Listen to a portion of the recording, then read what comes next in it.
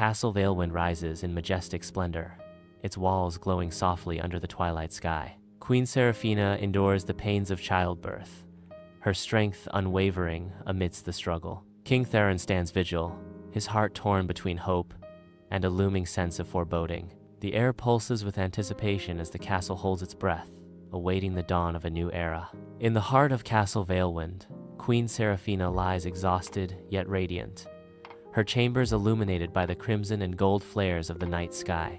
As Princess Amara enters the world, the ancient star of Nyloth blazes with unprecedented intensity, casting long shadows across the room. With gentle precision, the midwives swaddle the newborn princess, their practiced hands ensuring her comfort and warmth. Seraphina gasps, her eyes widening in astonishment as she beholds a faint, flame-shaped birthmark glowing softly on Amara's left shoulder. The flame-shaped birthmark glows softly on Amara's left shoulder. The midwives exchange knowing glances, the weight of prophecy hanging heavy in the air as they cradle the newborn princess. Within the queen's chambers, flickering candlelight dances across stone walls, where shadows stretch and whisper ancient secrets. Queen Seraphina stands vigil near the window, her regal bearing overshadowed by the weight of worry. Across from her, King Nythera's face is a mask of somber concern. Queen Seraphina breaks the silence with a hushed reverence.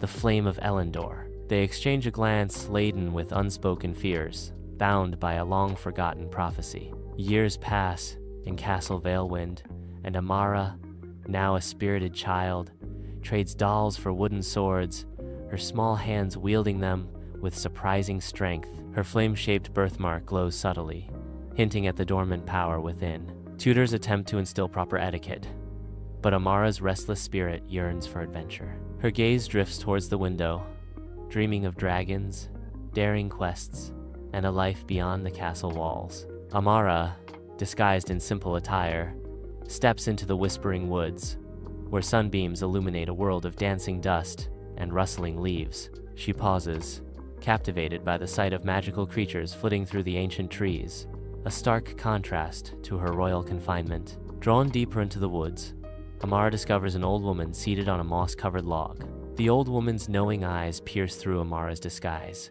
focusing on the birthmark peeking from beneath her sleeve. A knowing smile graces the old woman's lips, her silent gaze hinting at unspoken words and hidden truths.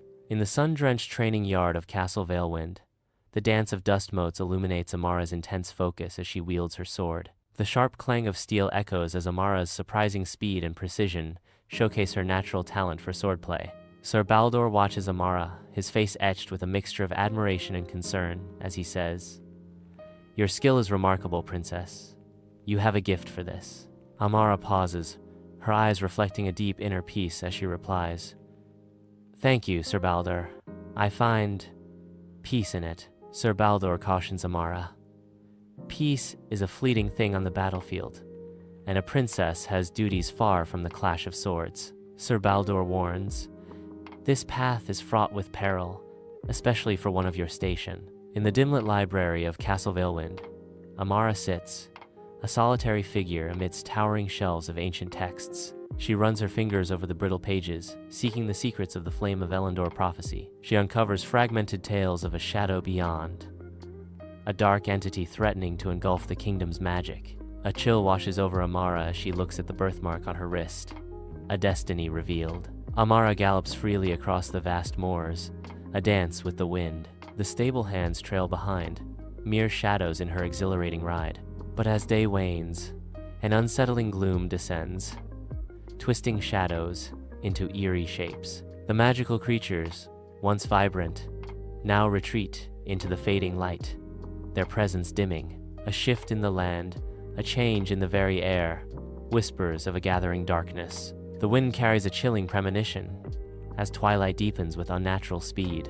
In the grand throne room of Castle Elyndor, King Nythera and Queen Seraphina face each other, their hushed tones echoing through the torchlit chamber. Queen Seraphina's voice cuts through the tension. "We must protect her, Nythera. The prophecy is a curse, not a destiny." King Nythera counters with firm resolve. "She is the only one who can fulfill it, Seraphina. We cannot shield her forever." Queen Seraphina's voice rises with desperation.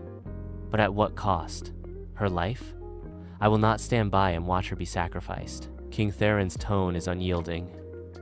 It is not a sacrifice, but a chance to save us all. She must embrace her fate. In the dim, flickering candlelight of Castle Valewind, Amara hurriedly packs her worn bag, her movements betraying a heart fraught with both resolve and fear. The candlelight dances across the ancient stone walls, casting long, distorted shadows that mirror the uncertainty clouding Amara's path. She understands that she must confront the shadow beyond, a darkness threatening to consume all.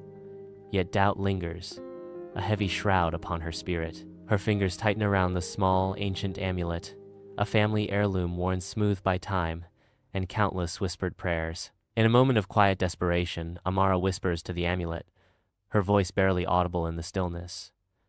"Guide me." The amulet gleams softly in the candlelight, an unspoken promise of guidance and protection as Amara prepares to face the looming darkness. Under the cloak of night, Amara stealthily exits the castle through a hidden passage. She steps into the whispering woods, the ancient trees looming like watchful sentinels. The forest's shadows deepen, casting an ominous pall over her quest. The air grows heavy, the woods seeming more menacing than she remembers. Amara ventures deeper, her resolve hardening against the encroaching darkness. Amidst the ancient ruins, Amara treads carefully, each step stirring echoes of the past. She arrives at the heart of the ruins, where the air vibrates with forgotten magic, now stained by encroaching shadows. From the crumbling walls, shadowy creatures emerge, their forms indistinct and threatening. The shadowy figures advance on Amara.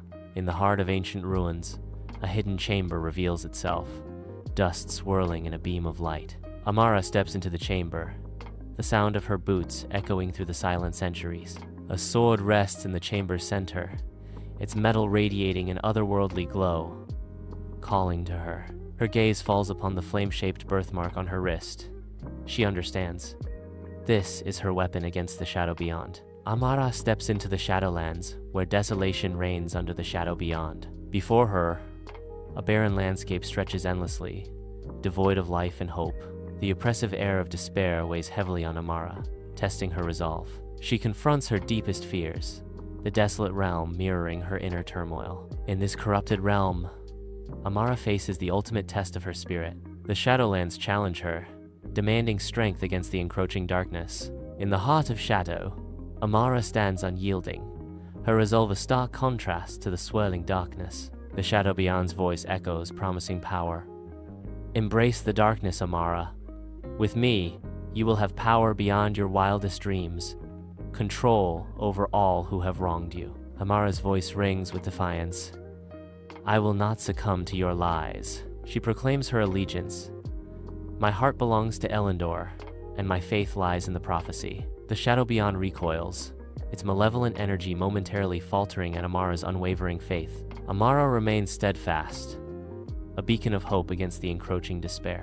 Amara stands resolute against the ravaged landscape of Elyndor, the sword of Nyloth, a beacon in her grasp. Gathering the ancient power of the Flame of Elyndor, she becomes a conduit for its boundless energy. A blinding wave of pure energy surges forth, obliterating the encroaching shadow beyond.